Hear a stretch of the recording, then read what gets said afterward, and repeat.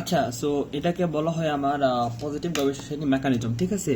So এই মেকানিজমের যে আমার বেসিক কম্পোনেন্ট সেটা হলো কি আমার এখানে প্রথমত তিনটা গিয়ার থাকবে, C1 C2 এবং মাঝখানে এটা আমরা যে নাম দিতে পারি, ধরলাম দিলাম হলো গিয়ে আমি এখানে বি গিয়ার। আর এখন আমার এই C1 C2 হলো গিয়ে গিয়ার, দেখতে এবং কনস্ট্রাকশন একদম সেম। জাস্ট এখানে আমার জানতে হবে সেটা হলো গিয়ে যে এই C1 গিয়ারের হাফ পোর্শনে আমার টিথ থাকবে, আর C2 same half portion teeth থাকবে। কিন্তু আমার যে বি গিয়ার আছে সেই বি গিয়ারের তোমার হলো গিয়ে লেফট এবং রাইট সাইড মানে এই দুই দিকেই তোমার টিথ থাকবে, বাট শুধুমাত্র এই উপরে এবং নিচে এই দুই জায়গাতে আমার তিন তিন মোট ছয়টা টিথ থাকবে না, মেশিন থাকবে। আচ্ছা, তারপর আরো জানতে হবে যে আমার এই C2 গিয়ার, এই গিয়ারটা ঘুরে হলো গিয়ে আমার অ্যান্টি ক্লকওয়াইজ ডাইরেকশনে, এবং এই C1 গিয়ার ঘুরে আমার ক্লকওয়াইজ ডাইরেকশনে। এবং আমার যে বি গিয়ার আছে এই বি গিয়ারের সাথে হলো গিয়ে আমার একটা লিঙ্ক কানেক্ট থাকে বা লিভার কানেক্ট থাকে। এই লিভার সাথে এই লিভারটা হলো গিয়ে এখানে পিভট কথা থাকে, এবং আমার এটার পাশ দিয়ে হলো গিয়ে আমার একটা হিল ফ্রেম এখানে কানেক্ট থাকে।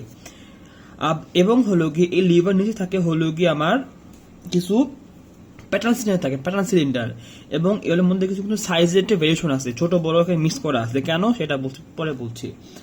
এখন আরেকটা কথা জানতে হবে যে একমাত্র আমার এই C1 C2 হলো গিয়ে আমার ড্রাইভার গিয়ার, মানে এটা হলো গিয়ে আমার সরাসরি মোটর থেকে মোশনটা পাচ্ছে, সো ড্রাইভার গিয়ার। এবং বি হলো গিয়ে ড্রিভেন গিয়ার, মানে যখনই এই দুটা গিয়ার ঘুরবে তার সাপেক্ষে হলো গিয়ে এটা ঘুরবে, মানে এটা ইন্ডিপেন্ডেন্টলি এটা ঘুরতে পারবে না। সো এই পর্যন্ত আমার, হ্যাঁ ঠিক আছে। এখন আসি হলো গিয়ে মেইন কাজটা বা মেইন মেকানিজমে। যখন হলো গিয়ে আমার মোটর চালু হয়ে যাবে তখন হলো গিয়ে আমার শ্যাফট থেকে হলো গিয়ে এই যে প্যাটার্ন সিলিন্ডারগুলো ঘুরবে। এখন দেখতে পাচ্ছি যে এগুলোর মধ্যে কিছু একটা সাইজে ভেরিয়েশন দেওয়া আছে, ছোট বড় দেওয়া আছে। যদি আমার এই লিভারটা একটা ছোট বা স্মল প্যাটার্ন সিলিন্ডার পায়, সো কি হবে যে এই লিভারটা হলো গিয়ে আমার নিচে নেমে যাবে। যখনই এই লিভারটা আমার এখান থেকে নিচে নেমে যাবে, দেখতে পাচ্ছি যে এই যে গিয়ারটা এটা ঘুরছে হলো গিয়ে আমার ক্লকওয়াইজ ডাইরেকশনে। সো আমরা জানি যে যখন কোনো একটা বস্তু সারফেস কন্টাক্টে আসে এটা ঘুরছে হলো গিয়ে ক্লকওয়াইজে। সো এটা কি ক্লকওয়াইজে ঘুরবে?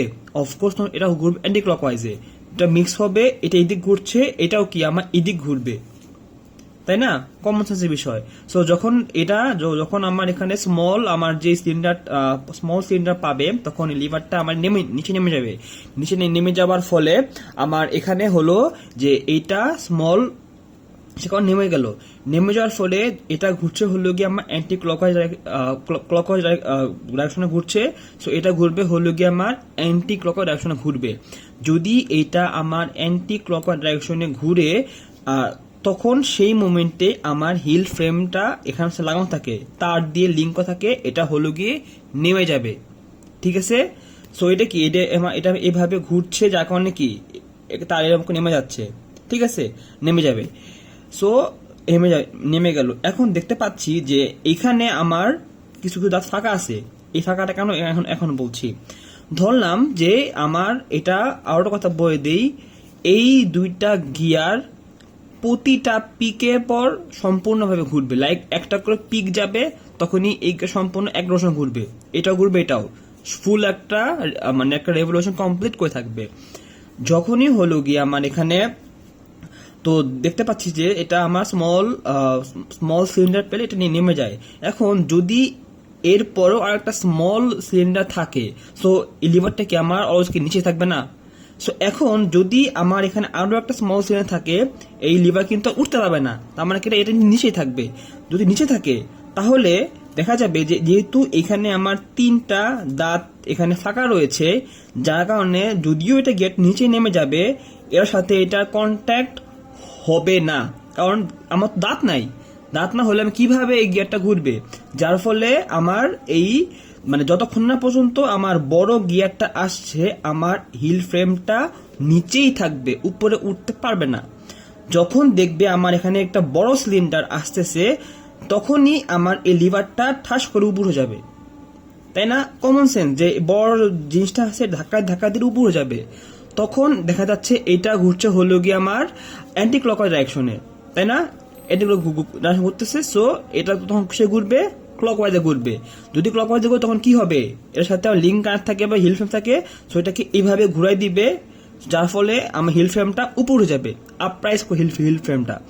সো সে ইন দ্য সেম যতক্ষণ না পর্যন্ত এখানে আরেকটা স্মল সিলিন্ডার আসতেছে, ততক্ষণ পর্যন্ত এটা আমার উপরেই থাকবে, মানে আমার হিল ফ্রেমটা রাইজ থাকবে, কারণ এখানে তো আমার টিথ ফাঁকা, এখানে এবং টিথ ফাঁকা আছে, সো যার কারণে আমার এটা যদিও উপর আছে, বাট আমার তো গিয়ার যেহেতু টিথ না পারে, তো আমার সেখানে হলো গিয়ে আমার কোনো ধরনের ঘূর্ণন হবে না। তো ততক্ষণ পর্যন্ত আমার এখানে আবার স্মল গিয়ারটা আসতেছে, ততক্ষণ পর্যন্ত আমার এটা উপরে থাকবে এবং হিল ফ্রেমটা আমার উপরে থাকবে। এখানে আমরা বলে রাখি যে আমার যে ডিজাইন, সেই ডিজাইন অনুযায়ী আমি এখানে এই প্যাটার্ন সিলিন্ডার ছোট বড় করবো, মানে সম্পূর্ণটা আমার হাতে আছে বলে আমি এই জিনিসটাকে নিজের মতো করে ডিজাইন অনুযায়ী বানাতে পারবো, এবং সেই অনুযায়ী আমার সেখানে শেডিং ইনফরমেশন থাকবে।